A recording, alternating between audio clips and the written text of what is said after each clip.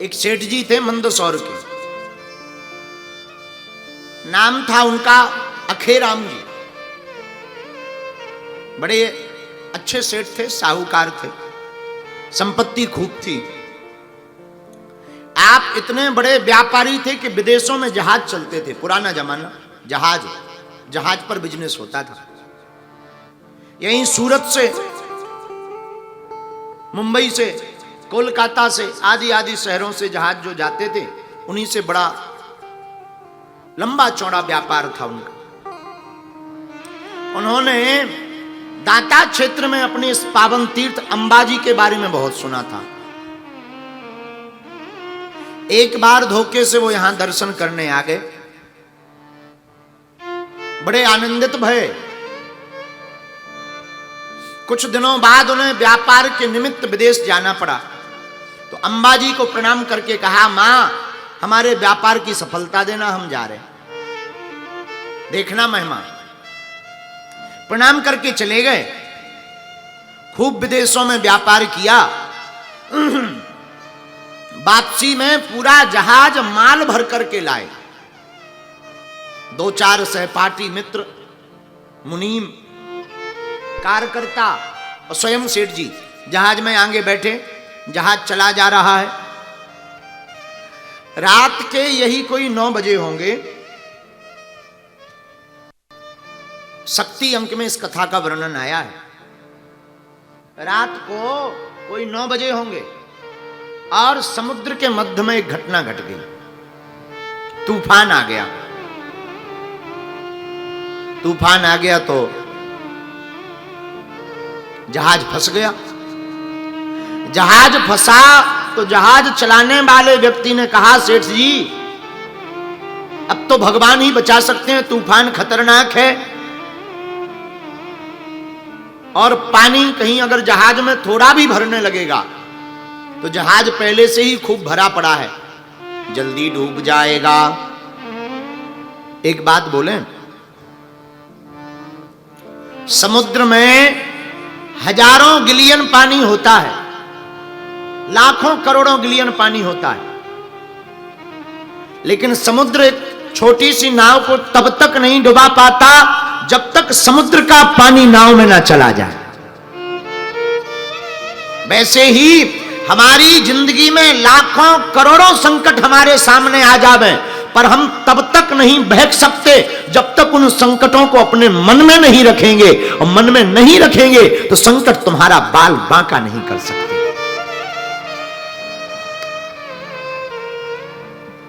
तो वह डरने लगा। सेठ जी भी बड़े डर गए कि कहीं मर ना जाए। इस दुनिया में बड़ी आफत यह है कि कोई मरना नहीं चाहता। और हद मजे की बात यह देखना कि दुनिया में कोई मरना नहीं चाहता, पर मरना सबको है। बूढ़े आदमी से भी पूछो, 86 साल का बुढ़ा हो, 80-85 साल पार कर गया हो और मर रहा हो, एकदम बिस्तर पर पड़ा हो, उसके पास भी जाओ, हाथ जोड़ के कहते, हे भगवान हमें बचाओ। तो सेठ जी की आंखों में आंसू आ गए। अब तो मरना तय है। माई बाप रोते रोते उन्होंने अंबाजी का ध्यान किया। हम आपको बिल्कुल सत्य घटना बता रहे हैं। एक पुस्तक है गीता प्रेस की, शक्ति अंक, उसके 697 नंबर पेज पर इस कथा का वर्णन किया है।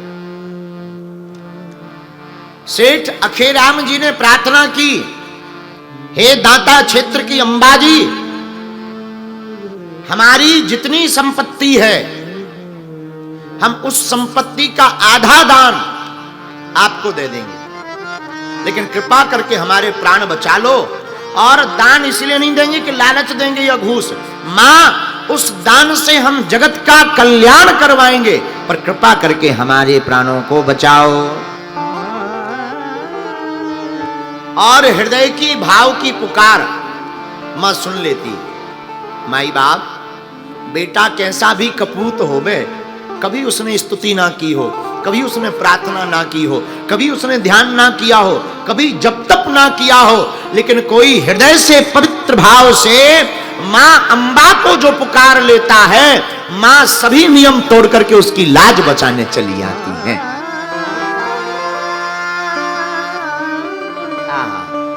और उन्होंने सच्चे हृदय से कहा, मां हमारे प्राण बचाओ। और माता रानी से रहा नहीं गया।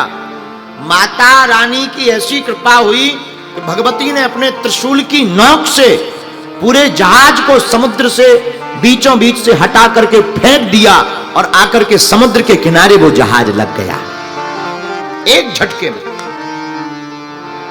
सेठ जी बड़े चौंके। गुजरात में ही समुद्र के किनारे उनका जहाज लगा। तुरंत भागे भागे अंबाजी आए। जगदम्बा के दरबार में आकर के अपने संकल्प को पुजारी जी को बतलाया, महाराज हमने ऐसा ऐसा संकल्प लिया था। और पुजारी जी को पूरा वृत्तांत बतलाया। तो पुजारी जी बोले, हो सकता है भगवती की कृपा है। लेकिन जैसे ही पुजारी जी ने माता रानी का पट खोला तो क्या देखते हैं, भगवती की पोशाक गीली है। और इतना ही नहीं, केवल पोशाक गीली नहीं, जब उस पोशाक को लेकर के निचोड़ा गया और उस जल को जब जीभ से लगाया तो वो खारा निकला। खारा पानी आते ही श्री माता जी ने, अंबाजी ने पूरी प्रत्यक्ष घटना स्वप्न में पुजारी जी को बतलाई। पुजारी जी बड़े प्रसन्न भये और सेठ अखेराम जी जय जयकार करते हुए अपनों घर को गए और उन्होंने माता रानी को भेंट चढ़ाई। और भगवती को भेंट चढ़ा करके पूरा जीवन भगवती के चरणों में समर्पित कर दिया। साधु नाम इनका अंबिका है, अंबा है। भगवती बड़ी दयालु है।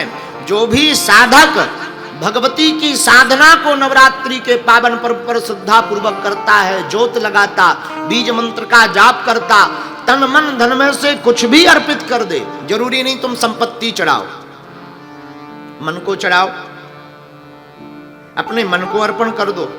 हे भगवती, आज से ये हमारा सारा वैभव आपका है, हम आपके दास बन करके हैं। और जो इस प्रकार के भाव से भगवती के चरणों में जीता है, माई बाप, वह रंक भी राजा बन जाता है। भगवती के दरबार में वो रंक भी राजा बन जाता। पर कुछ लोग ऐसा दान करते हैं कि राम जी बचाएं। आजकल एक सज्जन हमें मिले, बोले महाराज जी हमने इतना दान किया, भगवान की आज तक कृपा नहीं हुई। हमने कहा दान क्या किया? बोले रुपया किया। और हमारी आरती में वो चढ़ा के गए फटा हुआ 20 का नोट। हमें बड़ी हंसी आई। हमने मुस्कुरा करके कहा कि तुमने जैसे फटे हुए नोट चढ़ाए हैं दान में, भगवती भी कहीं ऐसे ही खेल तो नहीं तुम्हारे साथ कर रही? खैर ऐसा कोई भाव नहीं हमारा। हमारा ध्येय आपको बताने का है। जरूरी नहीं कि आप धन चढ़ाओ। हमारा भाव ये है कि भगवती के सामने, जब अंबाजी के सामने आप दर्शन करने जाना तो कहना, माँ हमारे पास और तो कुछ नहीं, आज से हम ही तुम्हारे चरणों में समर्पित हो गए। और जब आप ही माँ के चरणों में समर्पित हो जाएंगे तो फिर देने की आवश्यकता। नवरात्रि का पावन पर्व है और नवरात्रि के पावन पर्व में हम लोग कितने भाग्यशाली हैं कि एक तो अंबाजी का धाम और दूसरी देवी महत्व पर हम लोग 3 दिन से यहां पर भगवत चर्चा को श्रवण कर रहे हैं। आज विराम दिन है कथा का।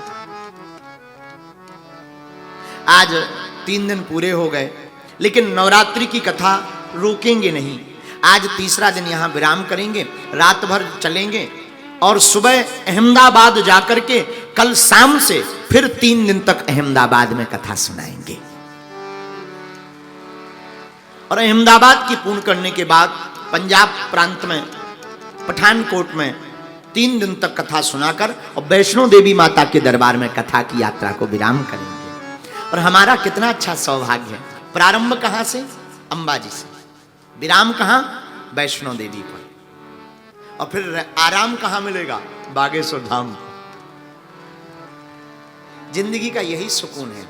माई बाप, मैं एक प्रार्थना करूं, जिंदगी में अगर आपको आराम की तलब है तो एक काम करिए, राम की शरण में राम राम करिए। पूरी दुनिया के लोग, भैया एक एक बजाइएगा, पूरी दुनिया के लोग माई बाप इसलिए काम करते हैं, इसलिए काम सुबह भी, शाम भी, दोपहर भी, रात को इसलिए काम करते कि हम एक दिन आराम से सोएंगे, पर वो दिन कभी नहीं आता। पूरी दुनिया के लोग काम करते क्यों? हम एक दिन आराम के साथ सोएंगे, वो दिन कभी नहीं आता। और एक दिन राम नाम सत्य हो जाता। बोले क्या? बोले पति गयो। क्या हो गया? जय जय हो गई, अब नहीं बचने वाला। माई बाप, हमारी प्रार्थना है, आओ कुछ दिन कथा में गुजारते हैं, आओ कुछ दिन जिंदगी के आनंद में गुजारते हैं। कबीर दास कहते हैं, जो सुख पावो राम भजन में, सो सुख नाही अमीरी में, सो सुख नाही अमीरी में, मन लागो मेरो यार फकीरी में। अरे मन लागो मेरो यार फकीरी में, मेरो मन लागो, मेरो मन लागो, मेरो मन लागो, मेरो मन लागो, लागो लागो लागो लागो लागो, लागो मेरो यार फकीरी, लागो मेरो यार फकीरी। कबीर दास कहते हैं, माई बाप जो सुख पाओ राम भजन में, सो सुख ना है अमीरी में। जो सुख आनंद राम कथा में है, देवी जी के चरित्र में है, भगवान की भक्ति में है, दुनिया में वह कहीं पर भी सुख नहीं है। धन से आप कमरा खरीद सकते हो, माई बाप पैसा बहुत हो जाए कमरा बहुत बेहतरीन बनवाइएगा, 5 स्टार नहीं 9 स्टार का बनवाइएगा। और डबल बेड तो मत पूछिए, 2-4 करोड़ का खरीदिएगा, लेकिन माई बाप नींद न आए तो क्या किसी काम का है? बताइएगा जरा, बोलिए, क्या किसी काम का है? भोजन 56 प्रकार के रखे हों बेहतरीन, आहा, कोफ्ता, ढोकला, फाफड़ा, थेपला, आहा, मजा चकाचक।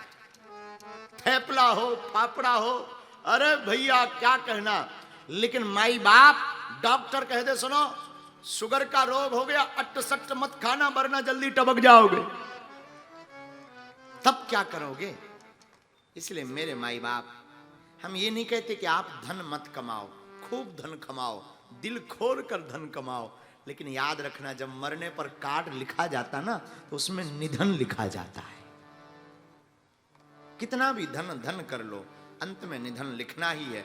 इसीलिए जो 4 दिन की जिंदगी हमें तुम्हें प्राप्त हुई है, माई बाप 2 घड़ी ही सही, 1 घड़ी आधी घड़ी, आधी उमें पुनिया, तुलसी चर्चा राम की,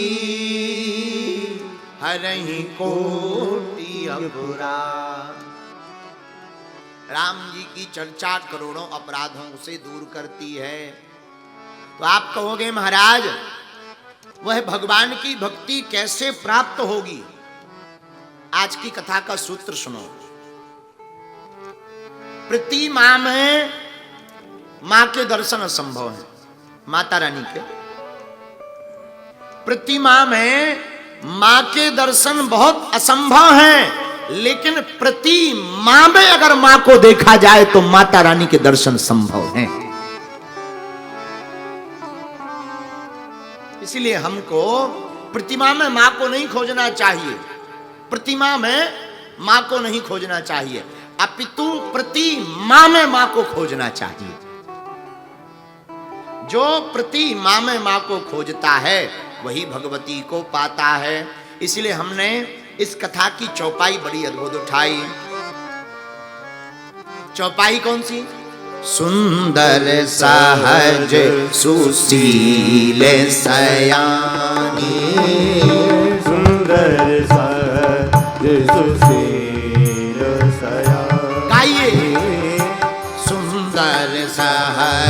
सुशील सयानी।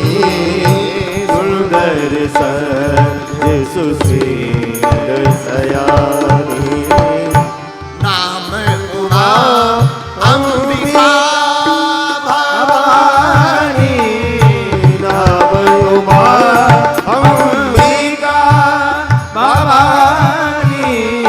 नाम उमा अंबिका भवानी। नाम उमा अंबिका भवानी। देवी पूजे पद कमल तुम्हारे। देवी पूज पद कमल तुम्हारे। सुर नर मुनि सब मोहि सुधारे। सुर नर मुनि सब होई सुधारे। आहा, चौपाई कहती है नाम उमा अंबिका भवानी। सुंदर सहज सुशील सयानी। नाम उमा, माँ का नाम उमा भी है और माँ का नाम अंबिका भी है। अंबा का मतलब जगदम्बा का मतलब जो जगत की माता है।